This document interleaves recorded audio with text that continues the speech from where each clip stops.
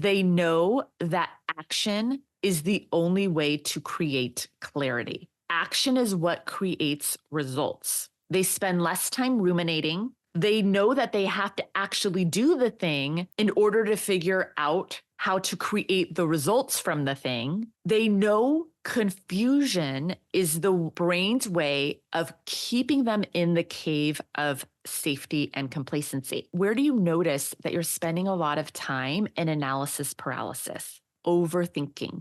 Courageous leaders know that they have to take action to figure it out. They know that developing skills is a part of being able to lead a business. The more you grow your skill sets, the more you will be able to grow. And you can only develop skills through action. The more you decide to take action, the faster you will get results.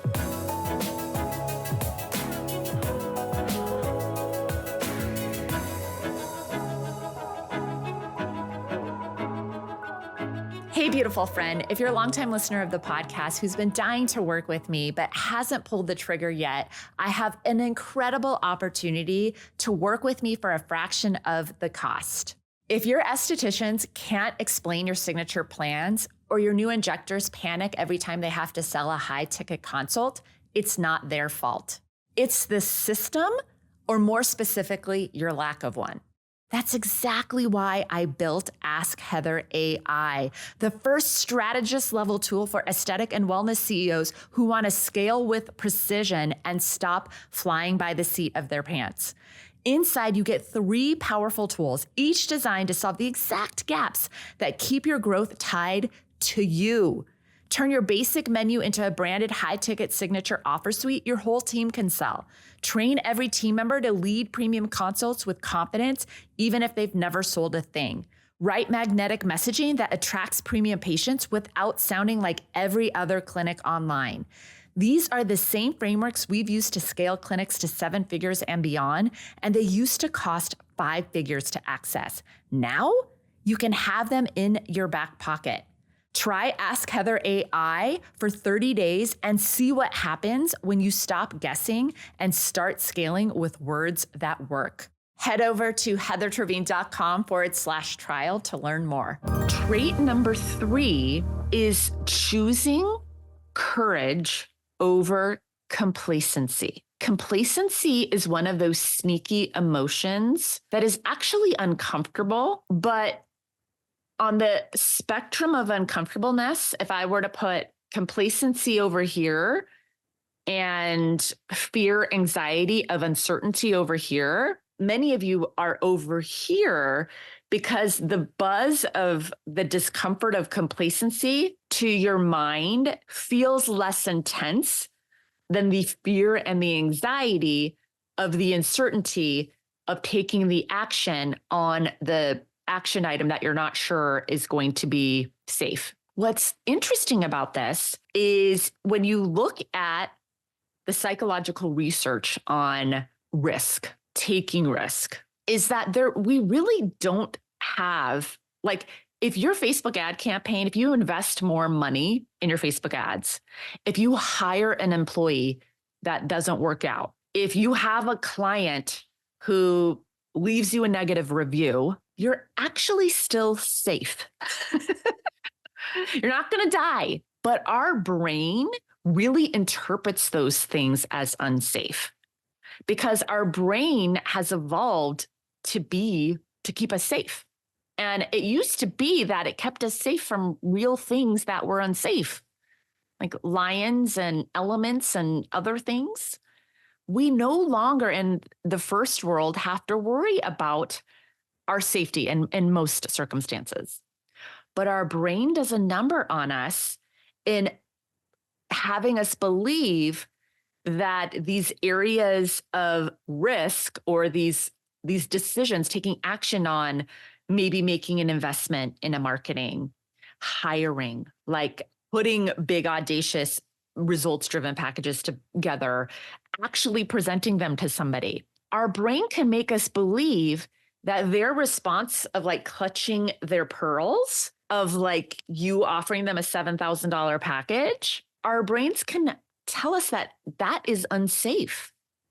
when really it's perfectly safe. And so knowing ahead of time that your brain works that way will help you be able to actually choose courage over complacency. Because complacency, while it's uncomfortable, because there's usually a low grade buzz happening, when I'm really in complacency, it doesn't feel good, but it doesn't feel as intense as maybe the fear and the anxiety that I'm going to have the courage to take action on and still have that fear and anxiety as well. When I started to notice where I was choosing complacency, the discomfort of complacency over the discomfort of taking action on the thing that I wasn't sure going to work, it changed everything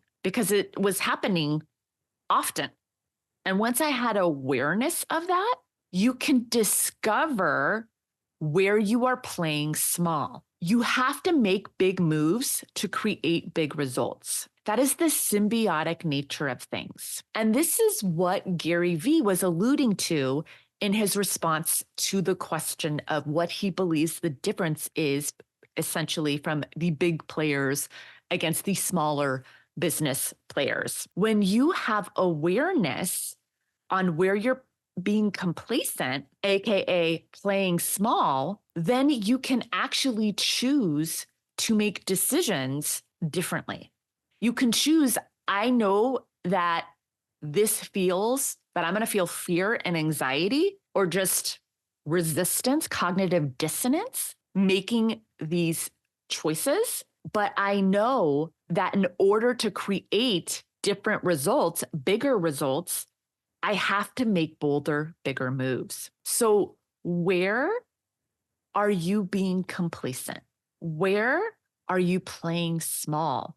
Could it be investing in your company, hiring, making big asks, deciding to grow your personal brand with social video? I had a client, she's like, I've been meaning to do this social video thing for 3 years. I had another client who shared on a call, some of you may have been on the call, that for years she's been wanting to launch this certification training that she gets asked about even, and she hasn't done it yet. And it's because those require us to choose courage and to work through the uncertainty of learning new things, maybe falling on our face. Also, those things you're not going to be great at right away. You're not going to be confident at them out the gate, which is why you need courage and not confidence too. And like I said, putting big, audacious, results-driven packages together and then deciding that we are a business that makes comprehensive annual holistic game plans out the gate once a year, every year to our patients and clients, that takes an element of courage to decide that you decide how your recommendations and how your whole process goes with patients and clients. And then noticing where that there really isn't that many decisions. There's actually, close to no decisions that put you in actual physical unsafety in your business. Most of where we feel unsafe is all in our minds, or the experience of embarrassment, avoiding looking a certain way. If we just decide that we're going to have the courage to show up and make big moves despite those feelings. And then for those of you who haven't had a chance to yet, definitely dive into the mindset module and learn unintentional and intentional thought models, and where I walk you through the model, because it will give you a pragmatic to have the awareness and to see where it's impacting. It's like 80% of the battle is the awareness, but then it'll also give you a pragmatic tool to start shifting your thought patterns so that you can show up more courageously as well. So trait number 4 of the courageous CEO is they know that action is the only way to create clarity. Action is what creates results. They spend less time ruminating. They know that they have to actually do the thing in order to figure out how to create the results from the thing. They know confusion is the brain's way of keeping them in the cave of safety and complacency. So sometimes it's complacency, sometimes it's confusion, usually it's a mix. So where are you not taking action? And all these things kind of intertwine and build upon each other as well. Where are you thinking that you need to plan and research more on something? Because I will tell you that the most successful clients that we work with are taking massive action. And it's not because they have more experience than you or anybody. It's because they know that action, they have a knowing, even if they're not consciously aware of it. They know that action is the only way to create clarity. Action is the only way to actually figure it out. And so where do you notice that you're spending a lot of time in analysis paralysis, overthinking? Courageous leaders know that they have to take action to figure it out. They know that developing skills is a part of being able to lead a business, and that the more you grow your skill sets in different areas, the more you will be able to grow as well, too. And you can only develop skills through action. You cannot learn how to swim just through watching YouTube videos. You cannot learn to swing a baseball bat and actually make contact with a pitcher throwing a ball to you by thinking about it, right? You have some training that you want to learn, and then you have to go out there and take action. The more you decide to take action, the faster you will get results. And then the fifth trait is they are playing the long game. This is one of those traits that has very much impacted myself in the last couple of years. It's hard when you are constantly looking just narrow what's in front of you. When you're only looking at the short game, like what can I make right now, which you need to do that too, it has you playing really small, because many of the things that are going to have the biggest impact take more time to develop. It takes time to figure out a consistent marketing plan that is going to work for you. If you constantly jump ship from one marketing thing to the next because you're giving it such a short time window to actually bear fruit, then it's going to feel like you're constantly jumping from shiny object to shiny object.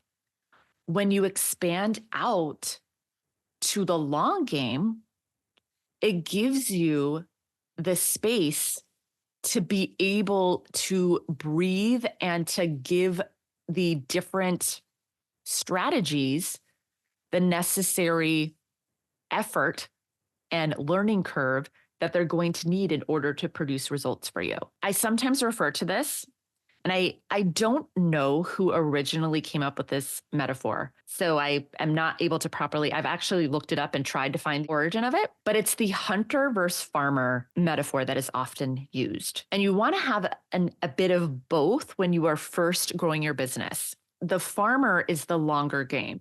The farmer is tilling the land and planting seeds and knows that eventually those seeds, after care and fertilizer and watering and time and sunlight, eventually those seeds are going to bear fruit. And then the hunter is the one who's going out that day to kill, so to speak, and bring home the food. And you likely need both in your business, but keep in mind that there are a lot of things in your business that you can invest in, that if you kick out the timeline and give yourself some time, you can actually become very skilled, and that those things can really bear fruit for you as well. I decided a long time ago, over a decade ago, that I knew online marketing and social media was going to be a skill set for myself that I wanted to develop.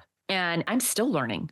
And it's been over a decade. But I had the long game in mind when I decided that I wanted to develop that skill set. So courageous CEOs, they have a longer game in mind so they don't quit when things get hard as well. So where are you playing small?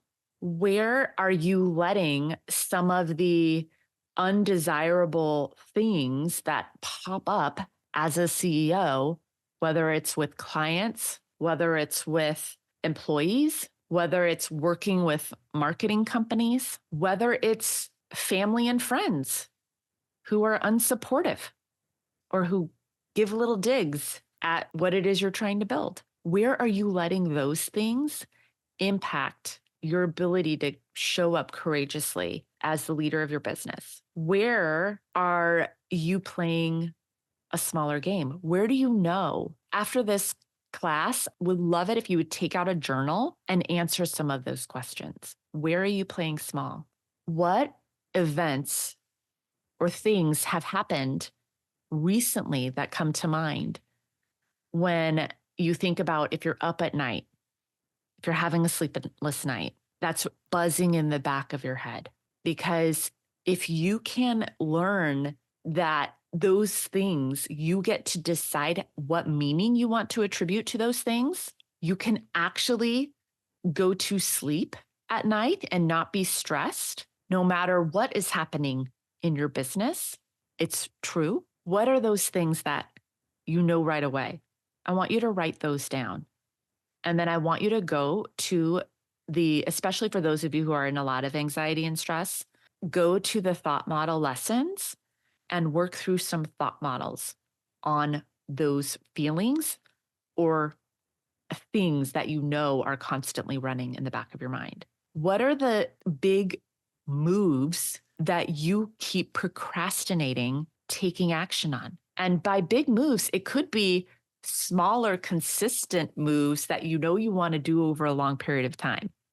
So like social video, like showing up consistently on social video, visibility. How many of you have wanted to become more visible, but complacency and confusion are winning?